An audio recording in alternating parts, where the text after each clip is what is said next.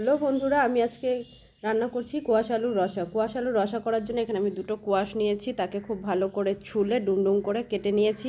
এর সাথে নিচ্ছি দুটো ছোট সাইজের আলু, সেটাকেও ডুমডুম করে খুব ভালো করে কেটে একটি পাত্রের মধ্যে নিয়েছি। তারপরে খুব ভালো করে সেগুলোকে জল দিয়ে ধুয়ে নিয়েছি। আর নিয়েছি কটা কাঁচা লঙ্কা। এবারে কড়াই বসিয়ে দিয়েছি, ওভেন জ্বালিয়ে। কড়াইটি গরম হয়ে গিয়েছে, তাতে তেল দিয়ে ফোড়নের জন্য দিয়ে দিয়েছি জিরে।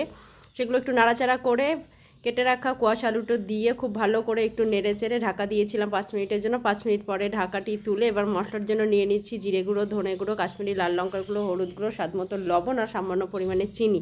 আলু কোয়াশগুলো ভাজা হয়ে গিয়েছে, এবার ভেজে নেওয়া আলু কোয়াশের মধ্যে মশলাটি দিয়ে দিয়েছি। দিয়ে একটু নেড়ে চেড়ে 10 মিনিটের জন্য ঢাকা দিয়েছিলাম। 10 মিনিট পরে ঢাকাটি তুলে আবার খুব ভালো করে কষিয়ে নিয়ে এবারে আমি জল দিয়ে দিয়েছি।